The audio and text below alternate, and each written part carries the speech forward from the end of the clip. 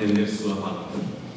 Cristo Jesus, somos gratos porque tu sempre estás ao nosso lado, é nosso único Deus Salvador, e nos entregas o Espírito Santo, o Espírito da sabedoria, o Espírito que nos dá a capacidade de entender a palavra de Deus.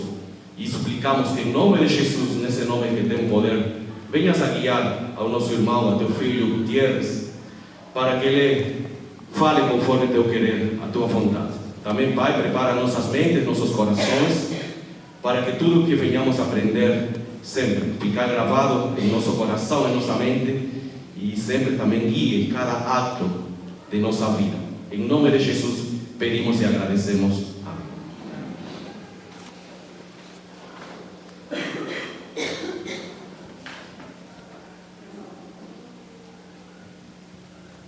Graças e paz, irmãos. Quero agradecer aqui o convite e já pedir perdão pelo atraso. Acabei saindo muito em cima e ainda errei o caminho. Então, tomou mais 10 minutos do meu tempo nesse erro. Quero agradecer muito o convite do pastor Ramires. É um privilégio estar falando aqui na Igreja Presbiteriana. É até a primeira vez que eu falo numa igreja que não é carismática ou pentecostal. Pelo menos não na instituição, né? E é um privilégio muito grande, especialmente porque não é comum igrejas ou grupos convidarem pessoas normalmente de uma outra visão para apresentar qual é o conteúdo da sua teologia, para que a gente tenha um entendimento mais claro da teologia que não é nossa, né? Então, isso, eu louvo a Deus pela atitude aqui desta igreja, e isso é muito saudável, realmente deve ser praticado, já que, como corpo de Cristo, nós temos muito mesmo a aprender com diversos grupos e a diversidade da igreja, né? E aqui eu quero trazer para vocês os fundamentos, então, do que é a teologia pentecostal. Até para quem não me conhece, eu trabalho com um blog chamado Teologia Pentecostal há 10 anos, vai fazer 11 anos agora, aliás, já fez 11 anos, e meio que é uma militância minha aí na internet difundir a questão da teologia pentecostal, os fundamentos da teologia pentecostal, e pela graça de Deus vai sair um livro sobre isso, meu agora até o final do ano, pela CPAD, que é a principal editora da nossa denominação, e também que vai ser um livro sobre esse assunto, uma introdução à teologia pentecostal. Esse assunto, lá em 2007, me despertou para trabalhar, justamente por conversar com pessoas, até mesmo pentecostais e não pentecostais, que eram meus amigos. A gente conversava muito sobre esse assunto, e eu via muita caricatura, né? Então, eu tive aquele desejo, eu tenho que trabalhar esse tema e tirar o que é, muitas vezes, uma teologia popular expressa nos púlpitos e o que é a teologia oficial. De alguma forma, todo movimento cristão muito grande, o que cresce de maneira muito rápida, tem esse problema. Uma coisa é a teologia pregada nos púlpitos, pregada no dia a dia, e outra coisa é a oficial. E, infelizmente, a mais popular, a que está na TV, a que está nos rádios, ou nas rádios, é que é conhecida por todo mundo, né? E a teologia oficial nem sempre. Então, a gente precisa trabalhar, especialmente nisso, até para difundir, até mesmo entre os pentecostais. E aqui eu quero trazer para vocês quais são os fundamentos, então, da teologia pentecostal. Eu tenho um texto aqui que eu trouxe, que é o texto de Números, está pequeno ali, mas se vocês quiserem acompanhar ou anotar, Números capítulo 11, versículos 24 a 30. Eu vou ler na Almeida Revista Corrigida, que diz assim: E saiu Moisés e falou as palavras do Senhor ao povo, e ajuntou 70 homens dos anciãos do povo e os pôs em roda da tenda. Então o Senhor desceu na nuvem e lhe falou, e tirando o espírito que estava sobre ele, o pôs sobre aqueles 70 anciãos. E aconteceu que, quando o espírito repousou sobre eles, profetizaram, mas depois nunca mais. Porém, no arraial ficaram 2 homens. O nome de um era Eudade e o nome do outro Medade. E repousou sobre eles o Espírito, porquanto estavam entre os inscritos, ainda que não saíram à tenda, e profetizaram no arraial. Então correu um moço e anunciou a Moisés e disse: Eudade e Medade profetizam no arraial. E Josué, filho de Num, servidor de Moisés, um dos seus jovens escolhidos, respondeu e disse: Senhor meu, Moisés proíbe-o. Porém Moisés lhe disse: Tens tu ciúmes por mim? Tomara que todo o povo do Senhor fosse profeta, que o Senhor lhes desse o seu espírito. Depois Moisés se recolheu ao arraial, ele e os anciãos de Israel. Quero destacar aqui especialmente o versículo 29. Tomara que todo o povo do Senhor fosse profeta, que o Senhor lhes desse o seu espírito. A teologia pentecostal mais acadêmica tem trabalhado muito os fundamentos hermenêuticos de interpretação sobre qual é o fundamento da doutrina pentecostal. E tem sido feito um trabalho muito interessante, especialmente sobre a relação entre o Antigo e o Novo Testamento, como os 2 testamentos trabalham o papel do Espírito Santo e também a sua relação, né, de formador de pessoas para o serviço. E aqui temos um texto clássico, que é o texto de Números 11, que mostra que há um desejo aqui em Moisés que todo o povo do Senhor fosse profeta. É um desejo que de alguma forma é cumprido em Atos 2. Qual é o fundamento aqui? A gente vê que no decorrer desse texto, quando ocorre a manifestação, o enchimento do Espírito Santo na vida daqueles homens, eles começam a profetizar. E é mais ou menos um padrão que há no decorrer de toda a Bíblia, e isso vai ser reproduzido especialmente por Lucas, que há uma ligação entre o enchimento do Espírito e também a elocução. Isso é interessante a gente observar. Isso acontece aqui em Números 11 e vai acontecer nos textos de Lucas, especialmente no Evangelho e em Atos. Quero citar outro exemplo aqui para vocês, que não está no slide, mas você pode abrir a sua Bíblia em Lucas, capítulo 1.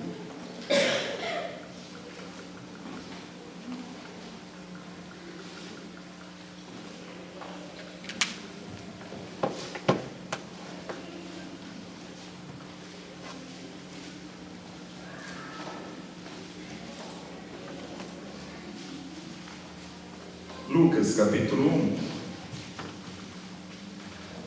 versículos 39 em diante.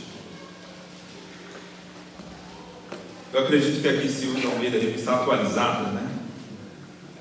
Acabei trazendo a corrigida no meio do caminho que eu lembrei. Não, deve ser atualizada, mas um pouquinho diferente, mas os irmãos vão entender o sentido.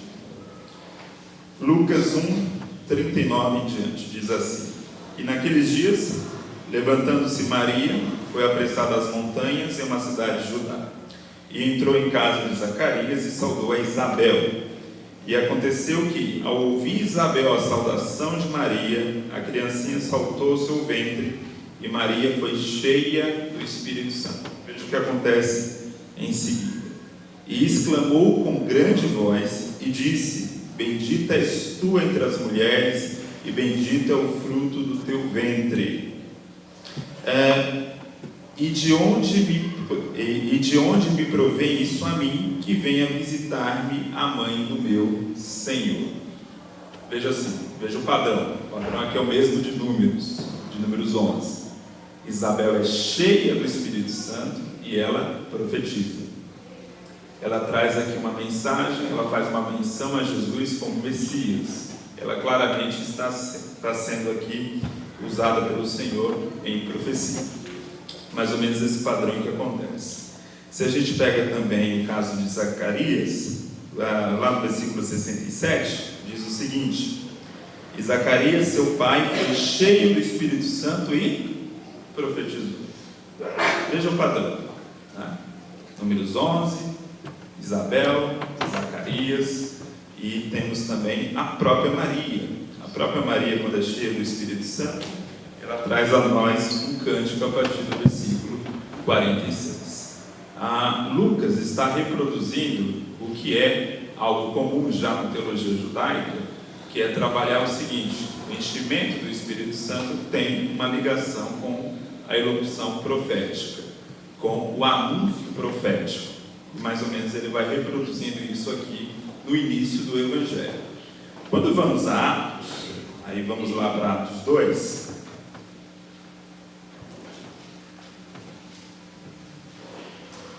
Texto famoso de Atos 2, Atos 2:4, que diz, E todos foram cheios do Espírito Santo e começaram a falar em outras línguas.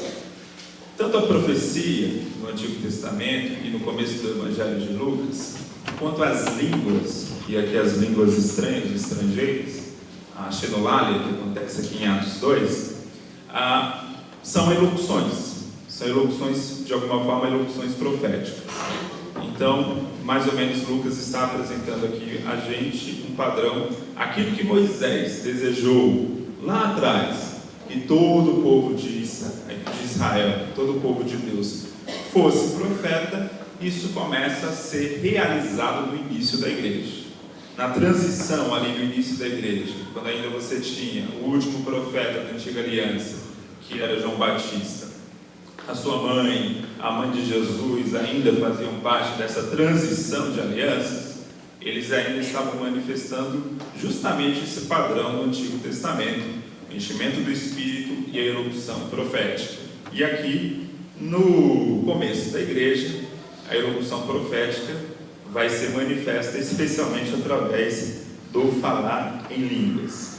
É mais ou menos o que o autor exclamou, um autor que eu gosto muito, um canadense chamado Roger Stronstad. Ele tem trabalhado muito isso, em mostrar que Lucas, ele vai valorizar na sua doutrina do Espírito Santo toda uma tradição judaica que sempre associou o enchimento do Espírito Santo à elocução profética. E aí, só que ele faz uma pequena mudança de chave. Ele vai trazendo essa elocução profética para o falar em línguas. Porém, ambos estão associados ao falar. Isso que é importante a gente destacar. Na tradição evangélica, de maneira geral, a expressão ser cheio do Espírito Santo está associada ao caráter. Eu sou cheio do Espírito Santo se eu tenho um bom caráter. E isso está baseado especialmente em Efésios capítulo 5. O interessante aí é a gente observar o seguinte, que Paulo e Lucas, de alguma forma, eles usam mesmo a mesma expressão, mas estão trazendo significados diferentes. Isso é muito comum na Bíblia, muito comum mesmo. Não quer dizer que uma palavra que é usada por um autor bíblico tenha necessariamente o mesmo sentido em outro autor bíblico. E isso é mais ou menos o que acontece com Paulo e Lucas. Então, quando Paulo fala em ser cheio do Espírito Santo, ele de fato está se referindo ao caráter. Isso daí está em Efésios 5, depois a gente pode chegar a esse texto. Mas Lucas não. Lucas não está associando isso a uma transformação de caráter. Ele está associando isso a um enchimento para capacitação ao serviço do Evangelho. É isso que a teologia pentecostal tem trabalhado muito forte. É trabalhar tanto Lucas como Paulo nos seus termos. Não é ler Lucas a partir de Paulo, como normalmente a teologia evangélica faz. E nem ler Paulo através de Lucas. Ler cada um nos seus termos. É claro que os pentecostais, como evangélicos que são, sabem que isso não é uma contradição, não é que Paulo e Lucas estão em contradição. Na verdade, são verdades complementares. Então, ser cheio do Espírito Santo também, obviamente, está associado ao fruto do Espírito, está associado a um caráter transformado, como muito bem enfatiza Paulo, mas também está associado a um poder que vem do alto, para capacitar o crente a ser um proclamador do Evangelho. E aí vem sempre a pergunta, para que esse poder? O propósito é muito claro. Atos 1:8, quando diz, quando vem a promessa de Jesus, mas recebereis a virtude do Espírito Santo, que há de vir sobre vós, e ser-me-eis testemunhas, tanto em Jerusalém, como em toda a Judéia e Samaria, até os confins da terra. Há um propósito bem claro para que a igreja seja cheia do Espírito Santo, no sentido de capacitação. É para que ela possa proclamar o Evangelho. É para isso. Não é para demonstração de poder pelo poder, não é para algum culto eletrizante, não é para fazer algum tipo de show, mas sim para que cada crente, cada pessoa já convertida possa ter aí uma coragem, até mesmo sobrenatural, que vem do alto, para proclamar o Evangelho. E é mais ou menos isso que acontece com Pedro, por exemplo. Pedro era um homem, em alguns momentos, muito covarde, ali quando ele nega Jesus, fica bem claro isso, como a persistência da negação dele, ele nega 3 vezes, mas após o enchimento do Espírito, em Atos 2, já temos um outro Pedro, um Pedro muito corajoso, uma pessoa ali falando para multidões e para as grandes autoridades de Israel. Então ele tem uma coragem que não é dele, que não é da personalidade dele, mas que é justamente uma graça de Deus que vem através desse enchimento do Espírito. Veja que não é necessariamente uma mudança de caráter, não é necessariamente uma mudança de caráter, é sim uma coragem para a proclamação que vai acontecendo ali entre os discípulos de Jesus. Então, na teologia pentecostal, sempre há uma dúvida sobre isso, como que se entende o batismo no Espírito Santo. Nós temos ali 2 conceitos na teologia pentecostal que são importantes. Nós dividimos por uma questão didática, tá, pessoal? Não é uma questão propriamente exegética, não são termos que nós extraímos diretamente da Bíblia, tá? Tem uma diferença ali, por exemplo, há termos que não são bíblicos, são termos teológicos, A Trindade é um exemplo disso. A Trindade não é um termo bíblico, você não vai achar a palavra Trindade na Bíblia, mas a Trindade é um conceito teológico derivado da Bíblia. Da mesma forma, nós dividimos assim o batismo, 2 batismos, digamos, sobrenaturais. Há o batismo que acontece na conversão, que nós chamamos de batismo pelo Espírito Santo. O que vai diferenciar um do outro aí é a preposição, batismo pelo Espírito Santo, e ao batismo no Espírito Santo, que é esse revestimento de poder que acontece normalmente depois da conversão, e que tem esse propósito de capacitar o crente para o serviço do Evangelho. O batismo pelo Espírito Santo está baseado claramente em 1 Coríntios 12, quando Paulo fala a respeito do corpo de 12:13, quando fala a respeito do corpo de Cristo. E como que a teologia pentecostal entende? Há um batismo que vem pelo Espírito Santo. É quando o Espírito Santo me insere no corpo de Cristo. Isso acontece na conversão. E há o batismo no Espírito Santo. O agente desse batismo já não é o Espírito Santo. O agente desse batismo é Jesus. E aí recorre-se lá a promessa de João Batista, E virá aquele que vos batizará com o Espírito Santo.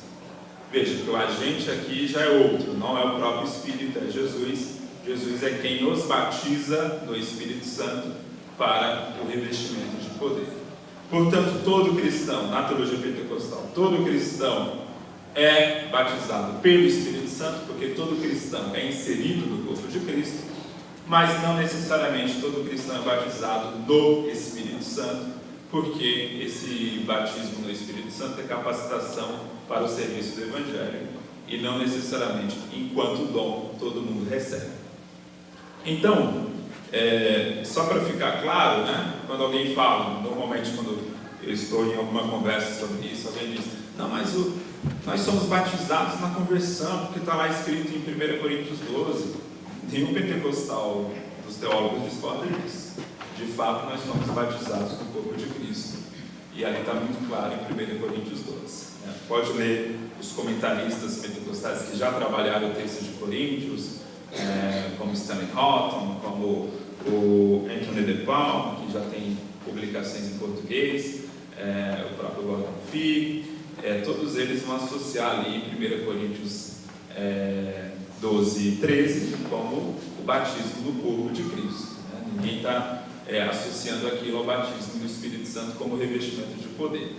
Porém, Lucas usa o termo batismo, num sentido aí diferente de Paulo, porque ele está associando esse batismo ao revestimento de poder.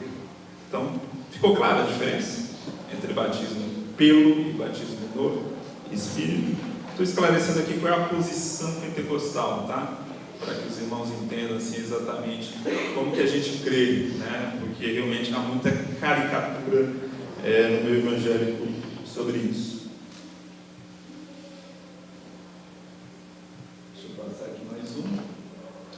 Um outro texto muito importante para a teologia pentecostal no Antigo Testamento é o texto de Joel, quando diz aí, Joel na Almeida, revista corrigida, e há de ser que depois derramarei o meu espírito sobre toda a carne, e vossos filhos e vossas filhas profetizarão. Veja, associação novamente entre enchimento do espírito e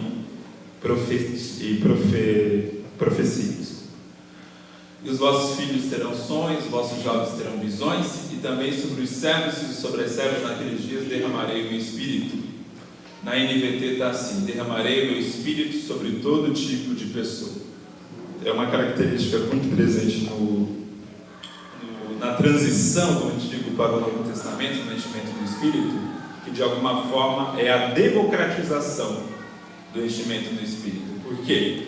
O enchimento do Espírito no Antigo Testamento, que também tinha essa visão para o serviço da proclamação da palavra, da profecia, vinha sobre pessoas específicas, sobre momentos específicos, e aí no Novo Testamento isso vai se expandir para todo o povo de Deus. Está disponível então agora a todo mundo, a todo tipo de pessoa, homem, mulher, criança, velho, todo mundo agora pode ser cheio do Espírito Santo e agir então como os profetas da Antiga Aliança, não com a autoridade dos profetas da Antiga Aliança, porque a autoridade deles já não existe mais, já o último profeta da Antiga Aliança foi João Batista, mas agora há também essa capacitação vinda do alto para que todos possam proclamar o Evangelho. Eu vejo isso na prática com a história do próprio movimento pentecostal. Por quê? O pentecostalismo moderno, como a gente conhece hoje, ele nasceu em uma escola chamada Escola Bethel, uma cidade chamada Topeka, lá no Kansas, nos Estados Unidos.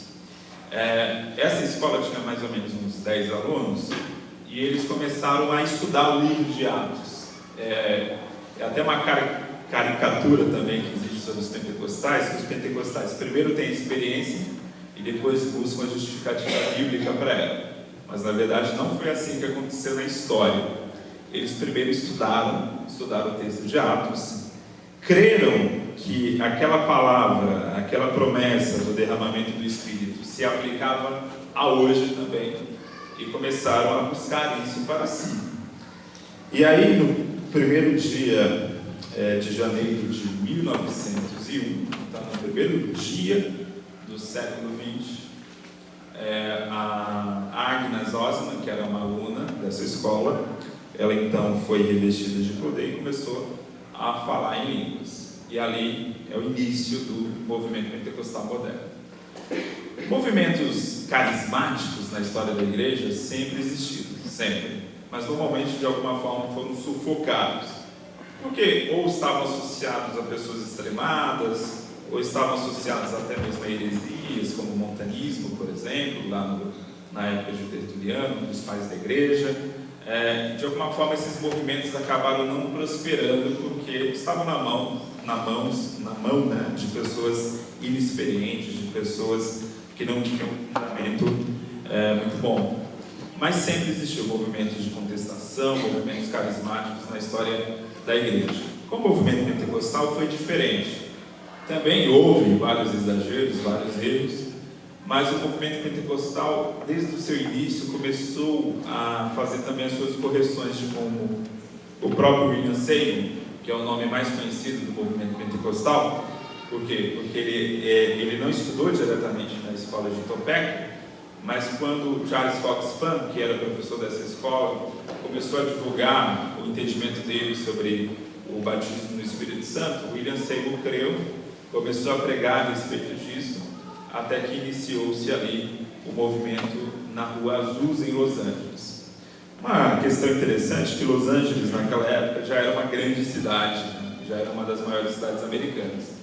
E há uma relação ali entre o enchimento do Espírito, em Atos 1:8, e o espalhar do Evangelho por todo o mundo, né? Começa em Jerusalém, Samaria, até os confins da terra. E é mais ou menos isso que acontece em Azusa também. Em Azusa o movimento começa a se espalhar e se espalha de uma maneira impressionante. Se a gente vê na história, pensando historicamente, pessoal, um movimento que começa em 1901 e estamos em 2018 e esse movimento sai de 10 pessoas e está virando mais ou menos 700 milhões de pessoas. Em 2025 se prevê que vai chegar a 1 bilhão de pessoas, 1 bilhão de pessoas que vão ser identificadas no mundo como pentecostais. Não há um movimento na história da igreja que tenha crescido de maneira tão estrondosa como o movimento pentecostal. Por quê? Porque o movimento pentecostal, por crer que é revestido pelo Espírito Santo para proclamar o Evangelho, o pentecostal já é, por mais leigo que ele seja, um evangelista, né? Então, ele sai para a rua, ele vai evangelizar, ele vai falar. Então, você tem potencial de crescimento no pentecostalismo que vem da sua própria teologia. Se eu sou revestido de poder para proclamar o Evangelho, se eu falei em línguas, então o Senhor me deu um sinal que eu sou revestido de poder para isso, então eu vou sair para a rua, eu vou evangelizar, eu vou falar. E aí, não é à toa que o movimento pentecostal tenha crescido tanto, né, no mundo todo. O Philip James, que é um historiador, pensador anglicano, não carismático e tal, ele fala no livro A Próxima Cristandade que o crescimento do movimento pentecostal é algo tão espantoso, assim, tão diferente do que a gente já viu na história do cristianismo, que não há explicação, né? É assim que ele até se expressa. Então, por quê? Porque realmente está associado. O pentecostal necessariamente é um evangelizador, ou tem que ser um evangelizador. Então é muito comum isso, você vê aí pelas ruas, pelas praças, você vai ver alguém evangelizando, por mais errado que ele fale, por mais leigo que ele seja, pode ver que normalmente é uma pessoa de origem pentecostal. Continuando aqui. Aí temos um outro texto no Antigo Testamento, que é muito importante também para o nosso entendimento dessa divisão bíblica do enchimento do Espírito, que é Ezequiel 36, vou ler na NVT. E lhes darei um novo coração e colocarei em vocês um novo espírito, removerei de seu coração de pedra e lhes darei um coração de carne, porém dentro de vocês o meu espírito, para que sigam meus decretos e tenham cuidado de obedecer os meus estatutos. Ezequiel no Antigo Testamento foi uma exceção ao associar o Espírito Santo à transformação interior. E é isso aqui que Paulo pega. Quero que fique bem claro que essa divisão já nasce no Antigo Testamento, tá? Enchimento do Espírito e profecia lá em Moisés, e enchimento do Espírito e transformação de coração em Ezequiel. Quem reproduz isso no Novo Testamento? Lucas reproduz o desejo de Moisés, a estrutura do que o Antigo Testamento de maneira geral pensava, e Paulo o que Ezequiel também estava prometendo. Então você tem aí, já nasce já do próprio Antigo Testamento essa divisão. Tem um autor pentecostal muito importante, que é o Robert Menzies. Ele fala justamente isso. Paulo, no judaísmo, ele é um dos poucos autores, então ali no começo do cristianismo, como judeu, que vai fazer essa associação do Espírito Santo à transformação de caráter, porque ele está seguindo a tradição de Ezequiel. Ele está resgatando a tradição de Ezequiel e aplica isso à nova aliança.